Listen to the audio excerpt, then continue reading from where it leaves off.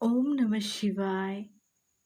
आइए आज सुनते हैं माता पार्वती और भगवान शिव जी की कहानी। एक बार श्रेष्ठ पुत्र की प्राप्ति के लिए माता पार्वती ने भगवान शिव जी से आज्ञा लेकर 1 वर्ष तक चलने वाले पुण्य व्रत का समापन किया। व्रत की समाप्ति पर पुरोहित सनत कुमार ने देवी पार्वती से कहा कि सुव्रते, मुझे दक्षिणा चाहिए। पार्वती ने मुंह मांगी दक्षिणा देने का वचन दिया।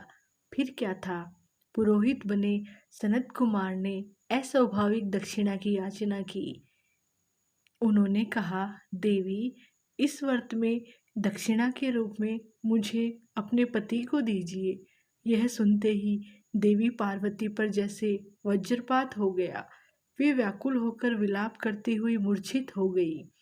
पार्वती को मूर्छित देखकर ब्रह्मा, विष्णु और मुनियों को हंसी आ गई। उन्होंने पार्वती को समझाने के लिए भगवान शिव को भेजा।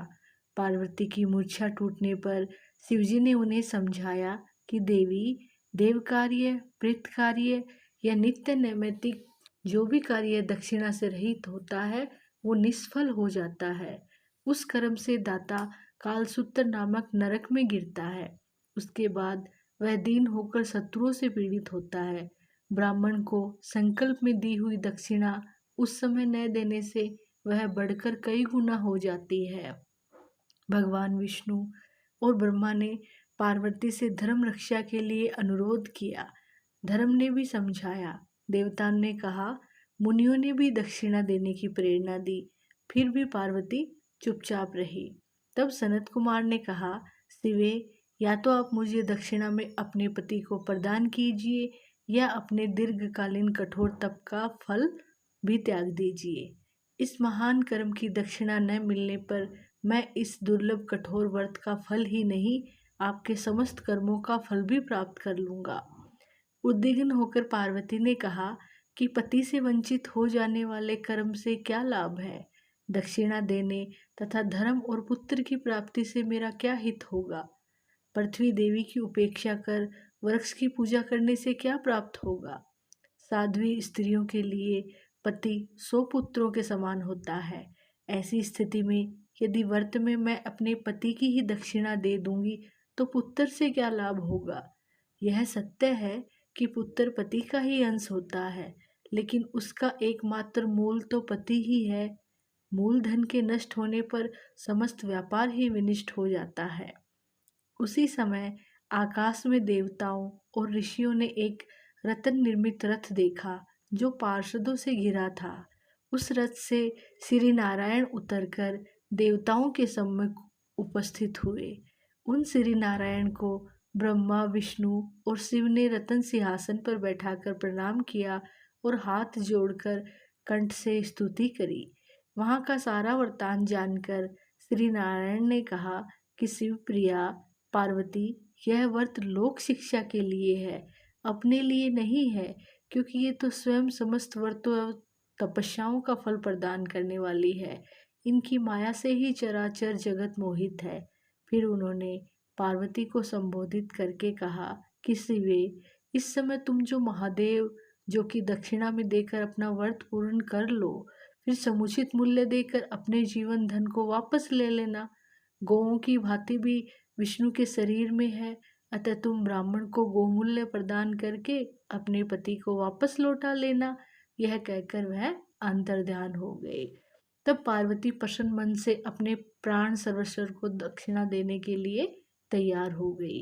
उन्होंने हवन की पूर्णाहुति की और अपने जीवननाथ शिव को दक्षिणा के रूप में दे दिया।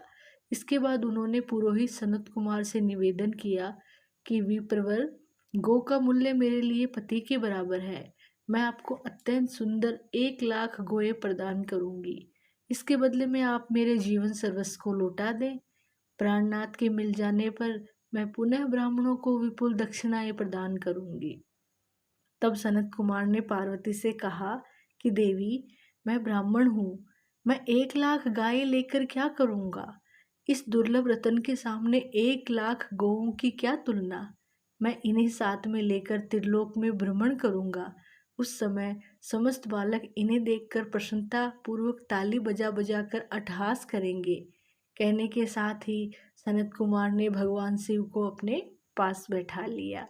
यह सुनकर पार्वती जलहीन मछली की भांति छटपटाने लगी। उन्होंने मन ही मन सोचा कि कैसा दुर्भाग्य है मेरा कि मुझे न तो अभिष्ट देव का ही दर्शन हुआ, न ही व्रत का फल प्राप्त हो सका।